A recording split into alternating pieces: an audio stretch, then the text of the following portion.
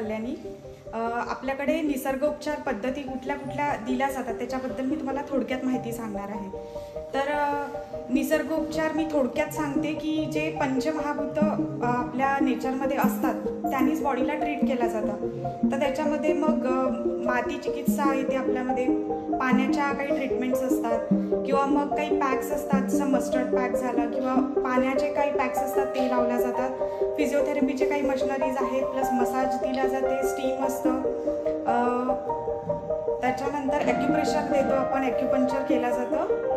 शिरोधारा पण आपल्या इथे कॅम्पमध्ये जेव्हा 5 दिवसांचा कॅम्प असतो तेव्हा आपण 1 दिवस शिरोधारा पण ठेवलेली आहे। ॲक्च्युली तो आयुर्वेदाचा पार्ट आहे, पण कॅम्पमध्ये आपण 1 दिवस ते करत असतो। तर पाण्याच्या ट्रीटमेंटमध्ये हिप बाथचे टब्स आहेत, काही फूट अँड आर्म बाथचे टब्स आहेत, जे की जसं ॲलोपॅथीमध्ये पॅरासिटामॉलचा यूज केला जाते सेम त्या प्रकारे आपण फूट अँड आर्म बाथचा टेबल म्हणजे ते ट्रीटमेंट यूज केला जाते। तर ते ज्या लोकांना BP मायग्रेनचा त्रास असेल किंवा नी पेनचा असेल, आर्थरायटिस असेल काही लोकांना, इवन एखाद्या वेळेला आपल्याला सर्दी ताप जरी आली त्याच्यासाठी पण आपण ती ट्रीटमेंट घेऊ शकतो। या छोट्या छोट्या गोष्टी आपण घरी पण करू शकतो, पण काही आता एवढ्या पूर्वीच्या काळी आपण सगळे निसर्गोपचारच वापरायचो घरी। एखाद्याचे पाय वगैरे दुखले तर गरम पाण्यामध्ये आपण पाय ठेवायचो, पण हल्ली काय झालंय आपण एक पॅरासिटामॉल खातो आणि इन्स्टंट आपल्याला रिझल्ट त्याचे पाहिजे असतात। ताप जेव्हा येते तर आपल्याला ताप कशासाठी येत असतो की आपल्या शरीरातली उष्णता बाहेर पडायला पाहिजे, टॉक्सिन्स बाहेर पडायला पाहिजे, पण आपण त्याला आतल्या आत दाबतो मेडिसिन घेऊन। तर आपण असं न करता निसर्गोपचार पद्धती ज्या आहेत त्या आपल्या जीवनामध्ये म्हणजे आपण ते रेग्युलरमध्ये आता आणायला पाहिजे, जे आपण मागे सोडलं आहे। हिप बाथचे जे ट्रीटमेंट्स असतात ते ज्या लोकांना पाईल्स फिशरीचा प्रॉब्लेम असेल किंवा मग इवन आपण ते वेट लॉस वेट गेनसाठी पण यूज करू शकतो। आणि दुसरं म्हणजे आपल्याकडे पाण्याच्या पट्ट्या लावल्या जातात, तर ते पण ज्या लोकांना नी पेनचा प्रॉब्लेम असेल, पाय दुखले, काही लोकांना पॅरालिसिसचा प्रॉब्लेम असतो, त्यांना काय असते स्टिफनेस आलेला असतो, तर त्याच्यासाठी पण हे पॅक्स जे आहेत ते खूप छान आहेत। दुसरं म्हणजे मसाज आहे आपल्याकडे, मसाज तर सगळ्यांना आवडतेच।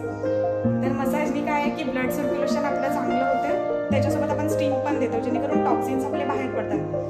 काय होतं काही व्यक्ती असे असतात की व्यायाम करतात किंवा काम करतात तरी त्यांना घामच येत नाही, मग घाम येत नाही त्याच्यामुळे त्यांच्या शरीरात जे टॉक्सिन्स असतात ते बाहेरच पडत नाही, मग स्टीम दिल्यामुळे आपल्याला स्टीमचा तो फायदा होतो। नंतर आपल्याकडे फिजिओथेरपीच्या पण काही मशिनरीज असतात, जसं IFT मशीन आहे आपल्याकडे, तर त्याचा असा यूज असतो की ज्या लोकांना लोअर बॅकमध्ये पेन असेल किंवा बॅकमध्ये पेन असेल, फ्रोझन शोल्डरचा प्रॉब्लेम असेल, थोडक्यामध्ये आपल्या बॉडीला जिथे पेन असेल तिथे ते स्टिम्युलेट करतं। आणि नंतर वायब्रो मसाज पण आहे, ज्या वेळेला आपण ऑइल मसाज नाही देत तेव्हा वायब्रो मसाज केला जाते। आणि शिरोधारा आपण स्ट्रेस रिलीफसाठी दिला जाते। आणि प्लस अजून एक चांगली ट्रीटमेंट आहे जी की मड थेरपी। हल्ली ॲसिडिटीचं प्रमाण पण सर्वांमध्ये खूप वाढलेलं आहे, तर ॲसिडिटीसाठी काय आहे ना, मातीची पट्टी असते, ती मातीची पट्टी आपण पोटावर आणि डोळ्यावर ठेवल्याच्या नंतर आपली बॉडी जी आहे हीट जी आहे ती बाहेर पडते त्याच्यामध्ये, आणि दुसरं म्हणजे ॲसिडिटी पण त्यांनी खूप कमी होते। नंतर आपण फुल बॉडीला पण मड लावतो जेणेकरून आपले टॉक्सिन्स बाहेर पडतात, हीट बाहेर पडते। तुम्ही फेशियल वगैरे काही लोक करतच असतात, तर आता आम्ही तुम्हाला 1-2 दिवसांमध्ये मड थेरपी देणारच, तेव्हा तुम्ही बघाल की तुम्हाला फेशियलपेक्षा जास्त ग्लो आलेला दिसेल। तर ह्या सगळ्या छोट्या छोट्या गोष्टी आहे, पण आपण ह्या सगळ्या वापर न करता याचा खूप आता जे ॲडव्हान्स झालेलं आहे त्याच्या खूप आहारी गेलो आहे।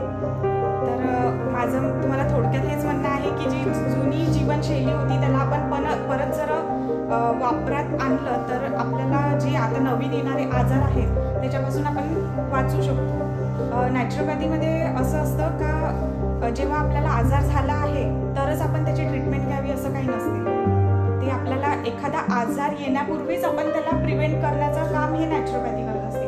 आल्याच्या नंतर तर आपण त्याला क्युअर करतोच, पण आपल्याला काही आधी आजार आपल्यावर अटॅक नाही करायला पाहिजे, त्याच्यासाठी पण निसर्गोपचार घेणंही खूप महत्त्वाचं आहे। आणि दुसरं राहिलं ते शिरोधारा हे स्ट्रेस रिलीफसाठी खूप छान आहे, ती ट्रीटमेंट आपण त्याच्यासाठी थँक्यू।